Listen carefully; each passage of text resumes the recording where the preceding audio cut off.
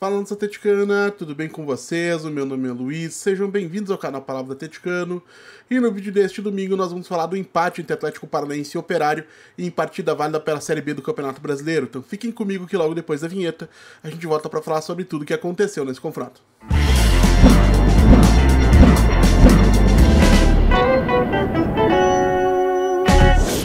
Então vamos lá para falar de Operário 2, Atlético Paranaense 2, partida que teve início às 16 horas deste domingo, dia 1º de junho de 2025, lá no estádio Germano Krüger, na cidade de Ponta Grossa, e válida pela 10ª rodada da Série B do Campeonato Brasileiro. E para enfrentar o Operário, o treinador rubro-negro Odair Hellmann manteve a base da escalação que derrotou o Atlético no último sábado lá na Liga Arena. Foram somente duas modificações forçadas pelas circunstâncias. Juliano sentiu um desconforto ao longo da semana de treinamentos e Patrick foi o escolhido para substituir, o camisa 8 e formar o trio de meio-campistas com Falcão e Filipinho. E João Cruz assumiu a posição de Isaac, que sofreu uma lesão no ligamento colateral medial do joelho direito e passará pelo menos 3 a 4 semanas afastado em tratamento. E em questões organizacionais, gente, a grande novidade foi a linha de 4 jogadores no meio de campo, com da direita para a esquerda João Cruz, Falcão, Filipinho e Patrick, com o Luiz Fernando e o Renan Peixoto permanecendo à frente o tempo todo, sendo essa dupla de ataque na maior parte do tempo, com o Luiz Fernando, logicamente, tendo mais liberdade para se movimentar pelos dois lados. E é difícil a gente analisar com precisão, gente, os primeiros minutos do Atlético nessa partida, porque o meu primeiro impulso é elogiar o bom início de partida da equipe, porque foram cerca aí de 10 a 15 minutos de um desempenho bastante interessante no Germano Krüger. Por outro lado, esse é um recorte pequeno, ligeiramente aí curto, digamos assim, e fica difícil assegurar que essa performance, esse nível de desempenho se manteria a médio e longo prazos durante toda a partida, caso não fossem os acontecimentos que transformariam aí toda a dinâmica do confronto.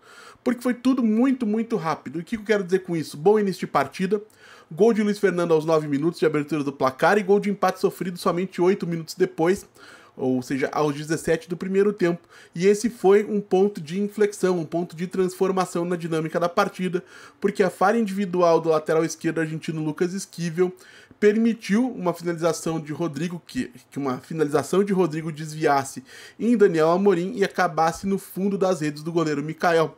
E aqui, gente, entra a importância do aspecto mental, do elemento psicológico do jogo.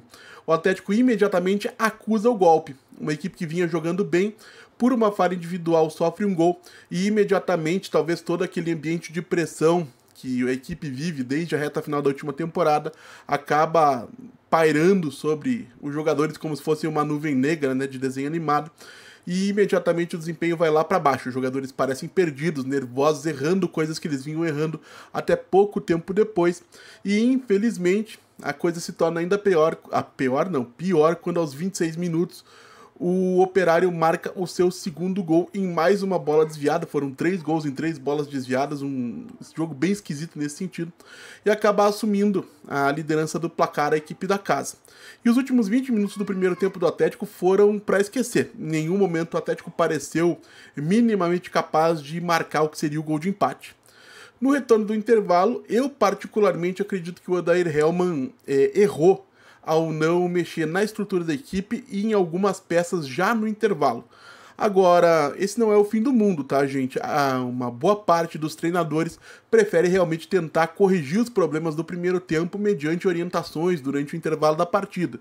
Então, nenhum motivo para se crucificar o Odair, bem tranquilo nesse sentido. Aos 57 minutos, entram em campo o Bruno Zapelli e o Juliano, nos lugares do João Cruz e do Patrick, e a resposta dentro de campo ela é quase que imediata. E eu confesso que me incomoda um pouco que apostar na qualidade técnica dos principais jogadores seja sempre ou quase sempre uma última opção dentro do Atlético.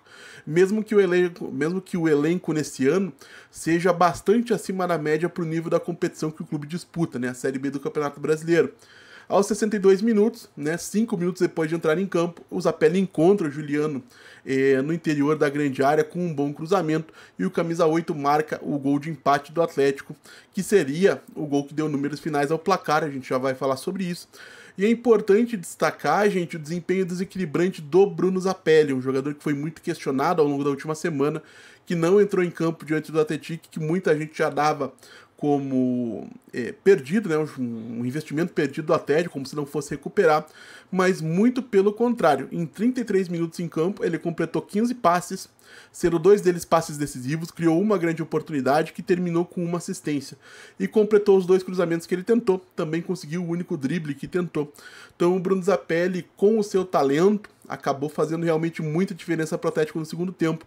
Eu espero que isso sirva para abrir os olhos ou para chamar a atenção da comissão técnica para o nível de jogador que o Atlético tem, que dentro de um contexto de Série B é muito, muito desequilibrante.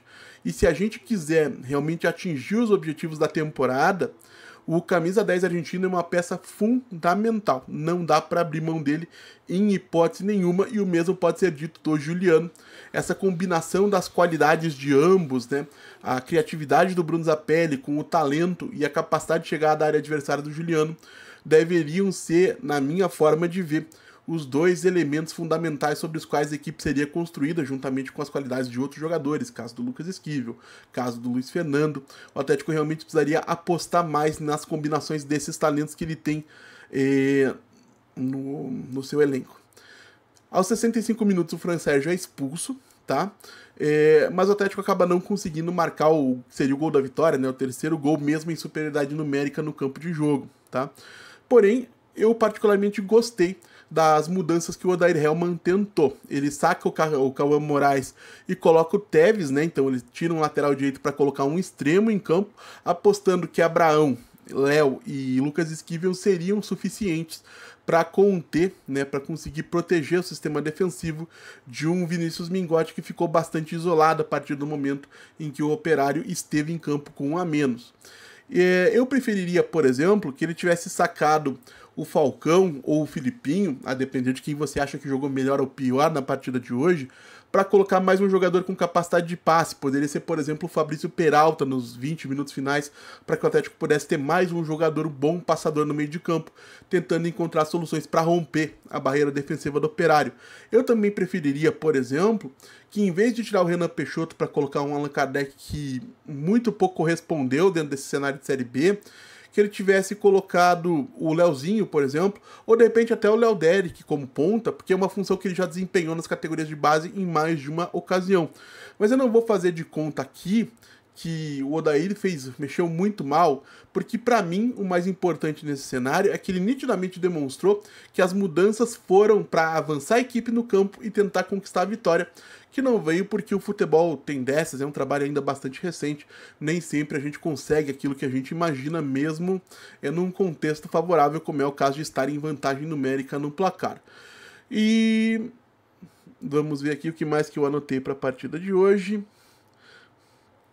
O Atlético volta para Curitiba com 1 pontinho, que acaba não sendo um mau negócio pelo que foi o primeiro tempo, mas que poderia ter sido ainda melhor caso conseguisse transformar a vantagem numérica em vantagem no placar no segundo.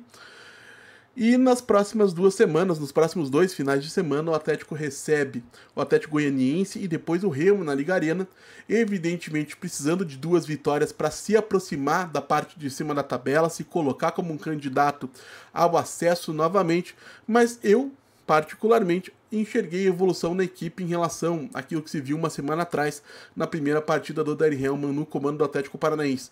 Então, em linhas gerais, gente, um resultado que não é ruim contra um adversário difícil, depois de um primeiro tempo complicado pelos motivos que a gente já falou aqui.